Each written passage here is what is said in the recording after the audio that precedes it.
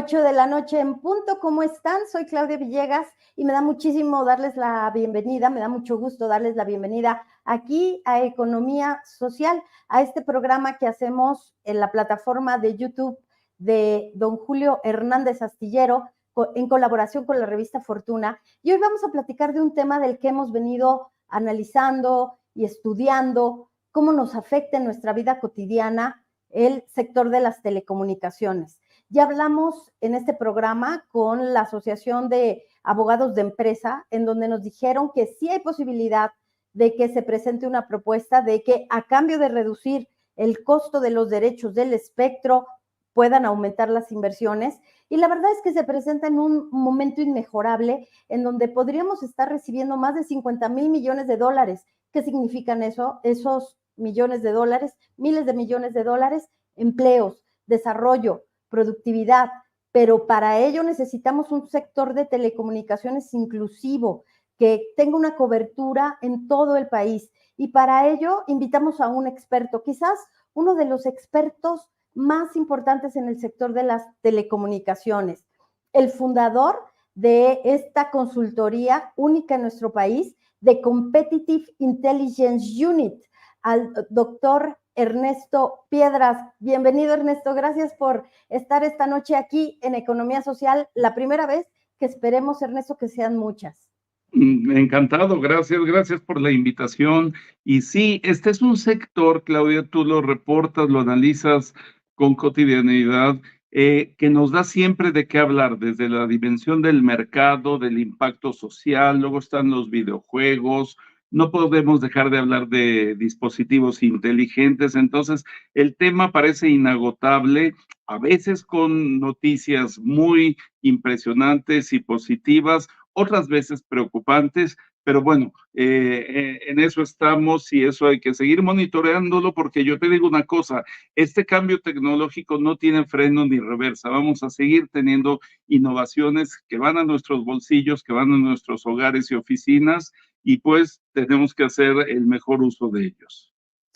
Ernesto Piedras, eres catedrático en el ITAM, eres doctor en economía y le has puesto números a todo este sector de telecomunicaciones, pues yo recuerdo al menos en las últimas décadas. Cuéntanos, por favor, en este momento, cómo está esta discusión en el Poder Legislativo de que México pudiera reducir el costo del espectro para que las empresas puedan invertir más, para que puedan ampliar su cobertura, para que nos puedan dar mejores tarifas, Ernesto. Mira, si me dejas dar un paso y medio atrás, lo primero que voy a decir es, somos 130 millones de habitantes en el país, 130.3 millones, y hay ya 140 millones de líneas activas. En mayor o menor grado, algunas pueden estar en la guantera de nuestro auto, en el buró, pero 140 millones de líneas que están activas. Y esto pues es muy impresionante y hay ya más teléfonos inteligentes que personas en el país. Entonces, nos hemos convertido en esto que tú y yo hemos jugado con la noción del Homo Telecom, el ser humano, el hombre de la comunicación y conectividad remota. Y bueno, dentro de esta movilidad en la que vivimos, está este insumo esencial que es el espectro radioeléctrico. Quien no esté familiarizado, los que no somos técnicos estrictamente hablando, pues podemos considerarlo como los tubos invisibles por los que viaja nuestra comunicación. Comunicación de voz, de video. Hoy hacemos mucho streaming de música, de películas, de series, etcétera, y estamos ahí intensivamente. De hecho, apareció recientemente un reporte que menciona que México es de los países con mayor dedicación a las pantallas móviles, más que Europa, más que Estados Unidos. Somos muy afectos a estar viendo nuestro celular. Ahí tenemos temas de aprendizaje para socializar, para no desatendernos socialmente. Pero el hecho es, somos muy intensivos y la pandemia nos dejó, después de ese que referimos como empujón digital, nos dejó más metidos todavía en el uso.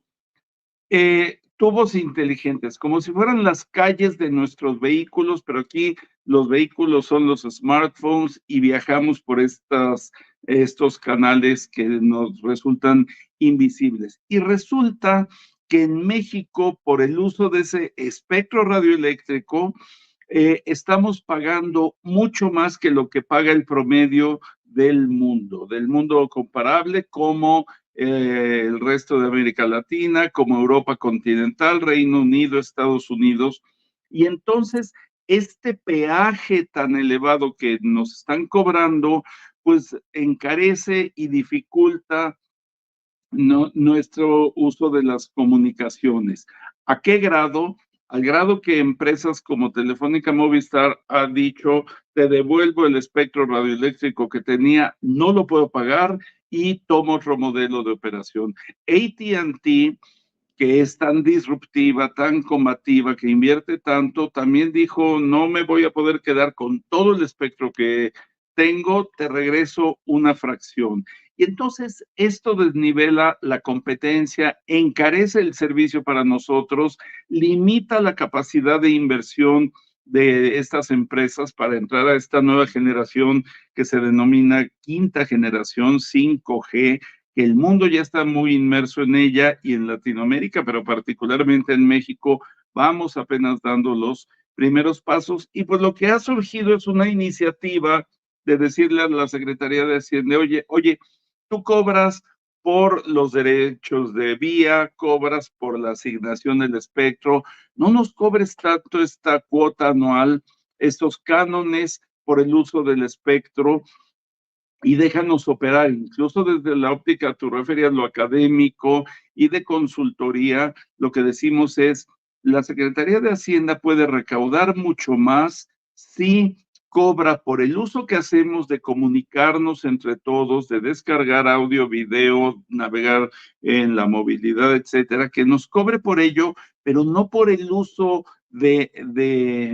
anual de estas vías invisibles que tenemos. Entonces, terminaría incluso sugiriendo que es muy buen momento para tener una estrategia y una política de conectividad que, entre otras cosas, tenga una política fiscal para la conectividad, pero más que cobrar caro por el uso, que cobre porque lo usemos mucho y esa utilización es bienestar para la sociedad, Claudia.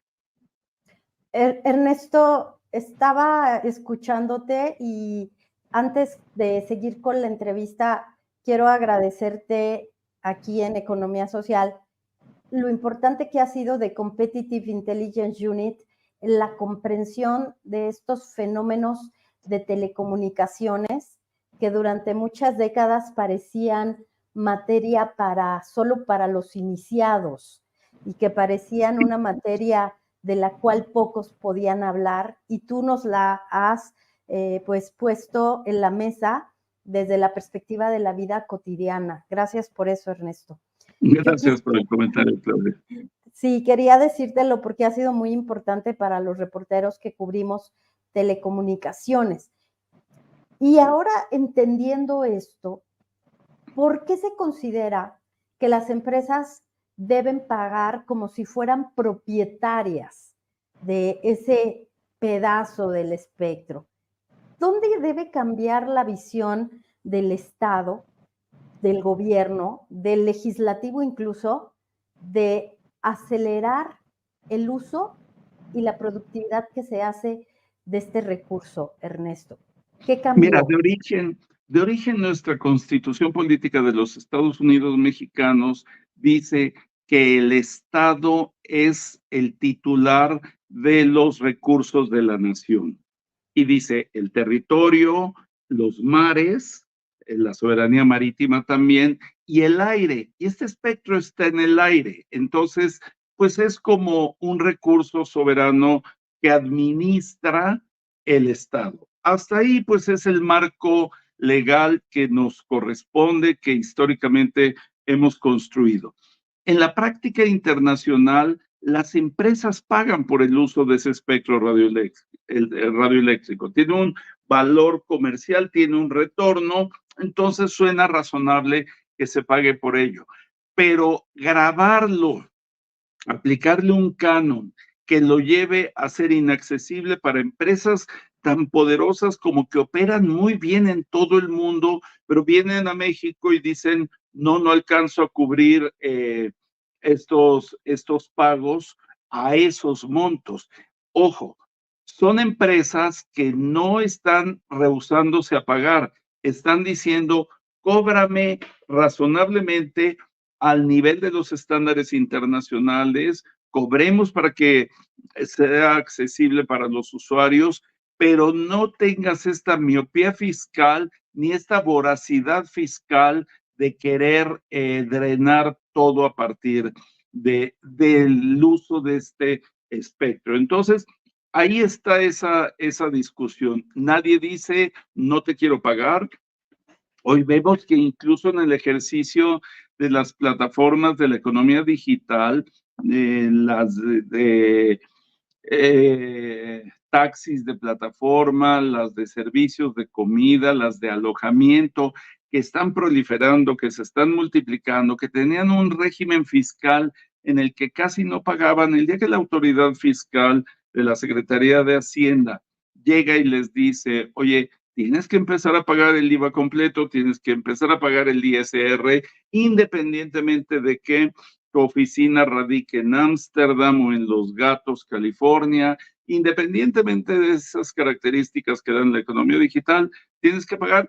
Y me impresionó mucho la respuesta de ellas en términos de, sí, por supuesto, lo pago. Y ya están pagando a plenitud esos impuestos como si fueran unas empresas establecidas físicamente para proveer sus servicios. Aquí es lo mismo, es el espectro radioeléctrico. Imagínate, voy a seguir con mi analogía de las calles, que hacemos un esfuerzo por invertir y adquirir un automóvil. Ya está, pagamos gasolina, la cual tiene un componente fiscal fuerte, pero que nos dijeran, tus derechos por circular en la vía rápida, en las calles, en las avenidas, son muy altos. Pues restringiríamos nuestra circulación, tal vez nos inmovilizaríamos. Y aquí lo que ha pasado es que con esos gravámenes y esos cánones tan elevados, pues estamos llegando a un freno de esa movilidad de voz, datos, ideas, entretenimiento, comercio electrónico, comercio móvil, y queremos justamente lo opuesto. Por eso hemos argumentado junto con las cámaras, junto con las asociaciones y las empresas y los legisladores, el decir, necesitamos una estrategia digital, una política integral para la conectividad y dentro de ello, como estamos conversando tú y yo, una política fiscal para la conectividad. Gracias, Ernesto. Política fiscal para la competitividad. ¿Tú crees que es el momento? ¿Cómo están viendo ustedes en The Competitive Intelligence Unit a los legisladores? Porque aquí la Asociación de Abogados de Empresa sí nos dijeron, sí hay posibilidad de ofrecer más inversión a cambio de esta política fiscal para la conectividad, Ernesto. ¿Cómo ves los tiempos?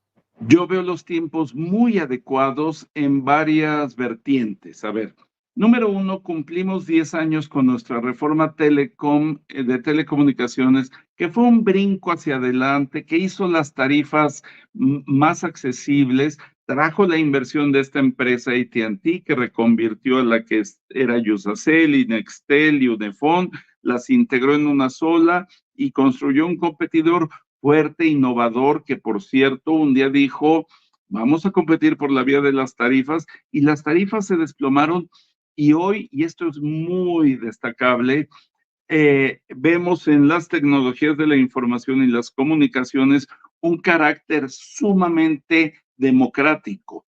Hoy, cuando hablamos de todos esos smartphones, están en los hogares de más alto nivel socioeconómico, pero también del más bajo nivel socioeconómico. Vemos las torres, las antenas de TV de paga en los hogares más modestos, vemos los platos rojos, los platos azules, o sea, la tecnología móvil tiene un carácter sumamente democrático y democratizador. Por eso, cada vez que el gobierno y la autoridad regulatoria y las empresas privadas inviertan y promuevan una acción a favor de esa conectividad, están teniendo un paso hacia adelante en esta democratización. Entonces, 10 años de la reforma de telecomunicaciones es muy bueno. Yo mencionaba, hoy estamos entrando a esta quinta generación celular. Si me permite nada más hacer un repaso muy rápido de qué es la primera, segunda, tercera, cuarta. La primera era pura voz, eran esos ladrillos por donde solo hablábamos. Con la segunda ya podíamos mandar algunos mensajes de texto. 3G, tercera generación, ya nos permitió navegar más allá de esas marcas como BlackBerry, los primeros smartphones, iPhones, etcétera. Cuarta generación, estamos inmersos en ella desde hace aproximadamente 5 años con esta navegación móvil tan acelerada, y ahora el mundo llegó a la quinta generación, que es transmisión en tiempo real, cero, prácticamente cero latencia. O sea, si intercambiamos tú y yo un paquete de datos, un archivo, prácticamente nos lleva a recibirlo inmediatamente, imperceptible el rezago. ¿Por qué destaco esto? Porque la industria que ensambla autos entonces puede trabajar de manera remota. Yo me impresioné en el mes de febrero que fui al Mobile World Congress en Barcelona, ver a la industria de la construcción en España que ya trabaja con 5G. O sea, quien opera las grúas y tal puede estar a kilómetros de distancia, casi como si estuviera operando un videojuego. Ya no es una fantasía decir que se puede practicar una cirugía de manera remota, porque el manejo del bisturí y del instrumental quirúrgico responde al mismo momento. Fíjate que esto es muy importante de mencionar. O sea, 5G, no nos hagamos la ilusión de que va a ser solo para descargar películas en fracciones de segundo. No, es más para las verticales de la economía, más para la operación productiva del aparato económico total. Entonces, pues, si no, y tú empezaste hablando de ello, si no tenemos la conectividad óptima que hoy nos ofrece la tecnología, nos estamos perdiendo como economía, como país, como aparato productivo, una gran oportunidad de competir en las grandes ligas de la economía. Doctor Ernesto Piedras, pero déjeme hacerle una pregunta, déjame hacerte, ya te estoy hablando de usted, déjame hacerte una pregunta que tiene que ver con un ganar-ganar. Las empresas tienen un gran mercado aquí. Tú mismo nos diste el dato de que somos el país que usa más dispositivos. ¿Cuál es el justo medio? Porque ellos también están ganando mucho dinero, tienen que invertir. Esta es una pregunta desde la perspectiva de economía social. ¿Cómo podemos hacer para que ganen las empresas, para que los usuarios paguen menos, pero que en este momento que el gobierno necesita también recursos para seguir con los programas sociales, se tenga un ganar-ganar, Ernesto? Fíjate que eso es muy, muy importante. El grueso de la actividad. Debemos recordar que este sector viene de ser un monopolio gubernamental que se privatizó. El gobierno ya no invertía, venía una disrupción tecnológica que el gobierno no iba a poder afrontar en sus inversiones. Es un sector muy complejo porque requiere grandísimos montos de inversión con periodos de recuperación muy largos. Entonces, tiene que ser una bolsa muy grande que intervenga aquí. Por eso ha demostrado ser más útil y más funcional que lo haga el sector privado. Pero el gobierno no está ausente. Un poco tu pregunta la recibo como, ¿cuál es el rol de cada uno en esta sinfonía de la conectividad? Y básicamente a las empresas tecnológicas les corresponde eso, desarrollar la tecnología 5G. Hoy ya se está trabajando en 6G, que aproximadamente podríamos ver llegar en una década o un poco menos. La Unión Internacional de Telecomunicaciones, ese brazo de telecomunicaciones de la ONU, ya está definiendo los estándares y los patrones que convendrá seguir. Las empresas desarrollan tecnología, las de telecomunicaciones invierten en el despliegue de redes de fibra, servidores, torres, antenas. Otras empresas desarrollan los celulares que sean compatibles y las tabletas y las laptops y los dispositivos inteligentes como lentes, como relojes, hogares inteligentes. Fíjate cómo es esto que referí como una sinfonía de la conectividad. Y al gobierno, ¿qué le toca? Le toca garantizar que nadie se quede sin esta conectividad, porque nuestra ya mencionada Constitución política define el derecho básico del ciudadano a la conectividad. Todos tenemos, igual que un derecho a la salud, a la educación, a la vivienda digna, tenemos derecho a la conectividad. Pero ¿qué le toca al gobierno? ¿Le toca invertir? No necesariamente, ya no estamos en la época de esas prácticas, pero sí le toca desde el ámbito regulatorio poner el terreno competitivo parejo para que haya varias empresas y seamos nosotros los consumidores los que elijamos. Le toca esa parte de la regulación, la promoción de inversiones que tú refieres, dar la estabilidad macroeconómica, el marco legal para que vengan dentro del tratado que tenemos con el resto de América del Norte o con el resto del mundo, que tenemos, somos uno de los países con mayor número de tratados comerciales en el mundo. Entonces, eso es lo que le corresponde y al ostentar la titularidad de este recurso soberano, que es el espectro radioeléctrico, pero también el territorio físico, porque ahí se ponen postes, ahí se ponen torres para nuestros servicios celulares, se montan antenas. Entonces, tiene que ser ese proveedor del servicio básico, no distorsionar la operación del mercado y sí garantizar y buscar que el servicio llegue a todos. Pero que llegue en la mejor calidad. Yo a veces uso un término que puede sonar incómodo, pero no le toca hacer una CONASUPO de las telecomunicaciones, dar servicios baratos y malos a la gente de bajos recursos, sino garantizar que todos los mexicanos tengamos el mejor servicio posible al mejor precio. Pero sin intervención, de eso se encarga el mercado y las empresas privadas.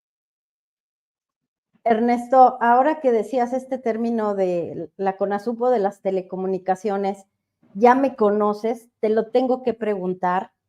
CFE, Internet para Todos, ¿dónde sí debe estar CFE y dónde debe cumplir el agente preponderante lo que prometió, tener una cobertura en zonas donde no lo ha hecho?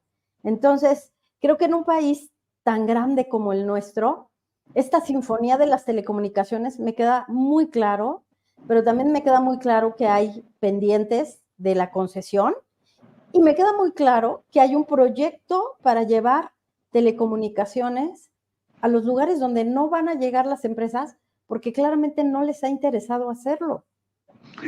No les ha interesado o su modelo de negocio no, También. lo cual no los saca de la sinfonía, no les retira el instrumento musical. Y ahí es en donde otra vez está el papel del regulador y de la autoridad gubernamental, porque lo que se hace en buena medida en México, pero se podría poner más atención y se hace en el mundo es, oye, no porque tu modelo de negocio no llegue atrás de la Sierra Mixteca, no les vas a proveer de conectividad. Entonces, se hace esta cobertura social en donde se dice, te voy a asignar espectro radioeléctrico, te voy a otorgar una concesión como operador de telecomunicaciones, pero me garantizas que llegas, antes era a comunidades de más de 15,000 habitantes, pero tú puedes decirles, le llegas a todos los mexicanos. No significa sentenciar a las empresas a perder ingresos y dinero, porque el negocio de las telecomunicaciones es de nodos dentro de una red.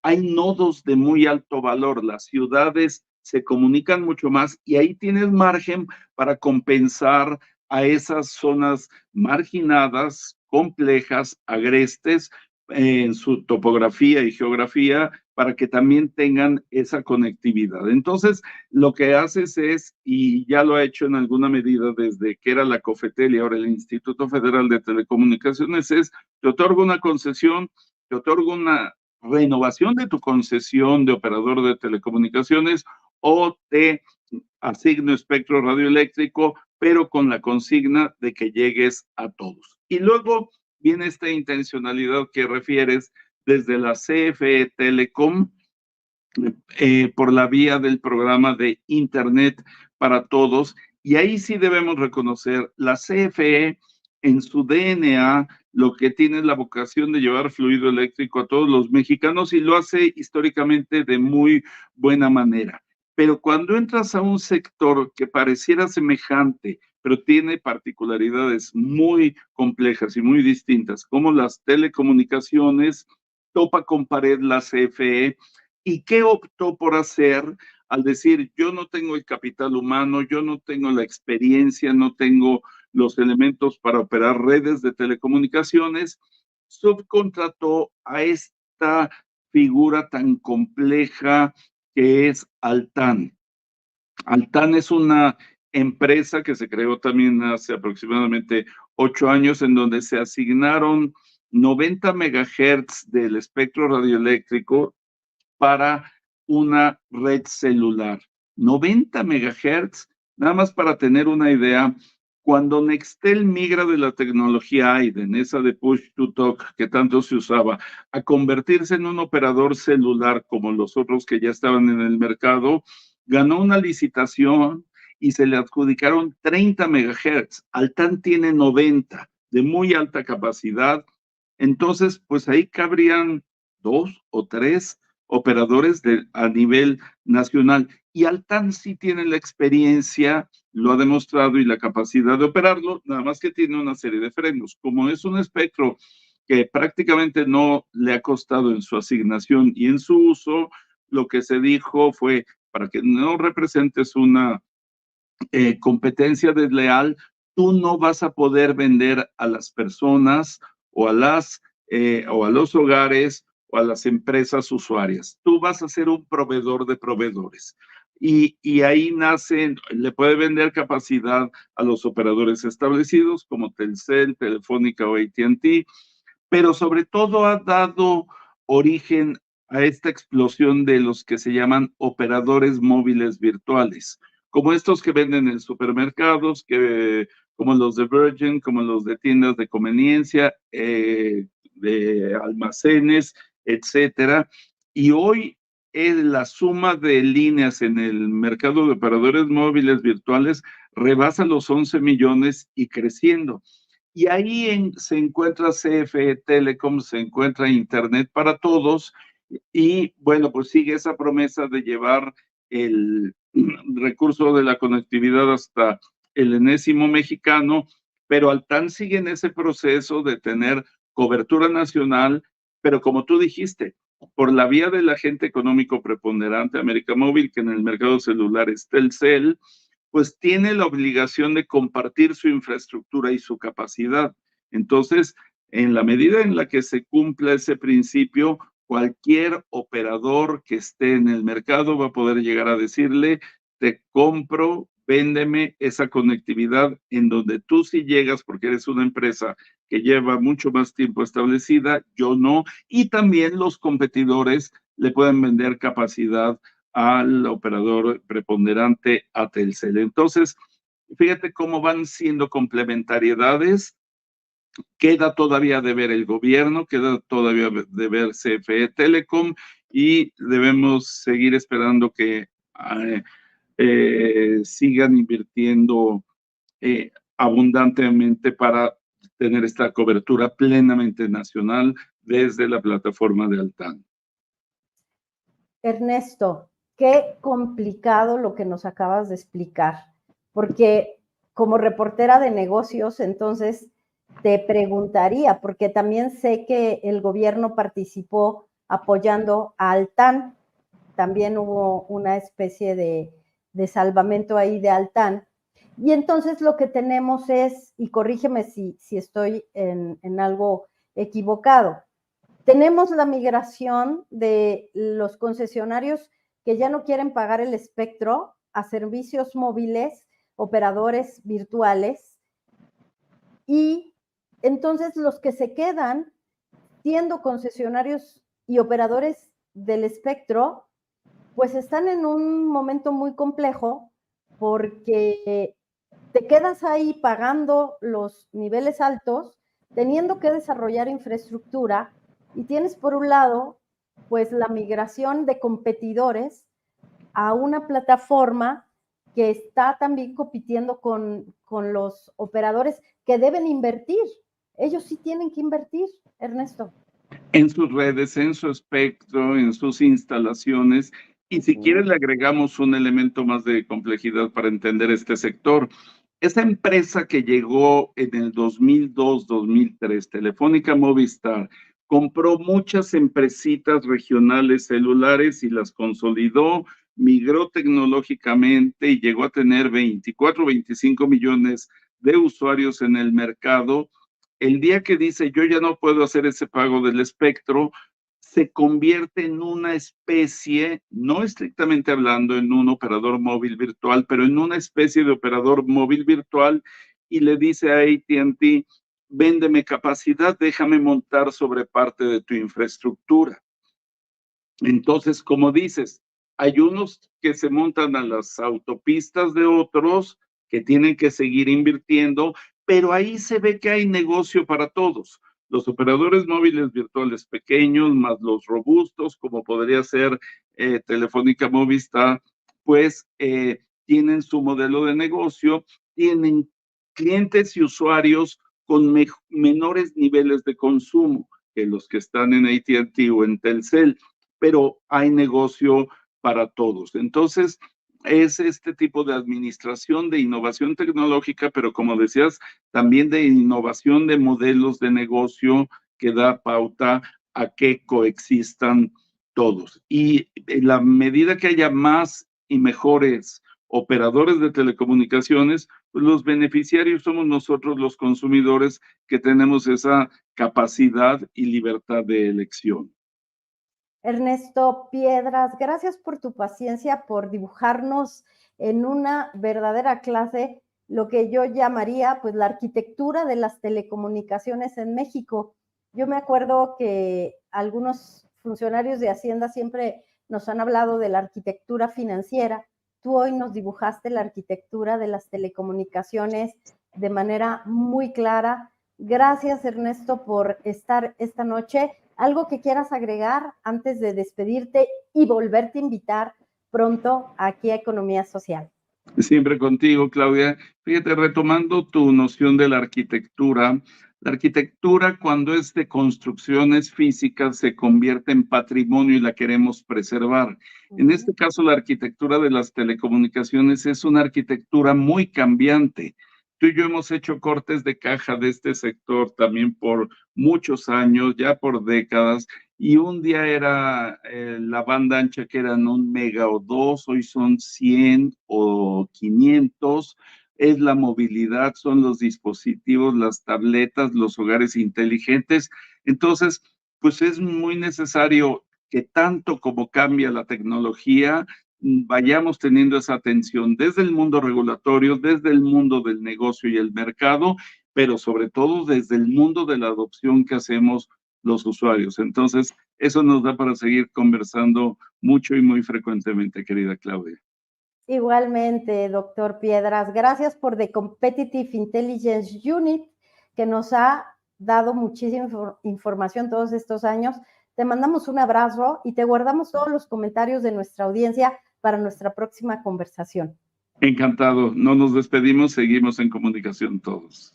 Gracias, Ernesto Piedras, nuestro amigo experto en telecomunicaciones. Ya vieron ustedes que es un sector muy complejo. Ahí está la pregunta que nos hicieron todos de, pues las empresas siempre ganan, pero también necesitamos empresas que inviertan, empresas que sigan desplegando infraestructura, que ganen lo que quieran ganar en los mercados en donde hay esa posibilidad y que el gobierno apoye a estos sectores que debieron haber estado comunicados desde hace tiempo tanto para el sector financiero, sector educativo. Ahora viene telemedicina, mucho que hablar sobre este sector. Amigos, gracias por acompañarnos en Economía Social.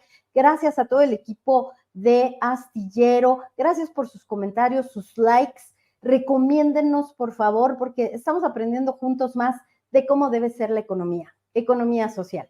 Gracias.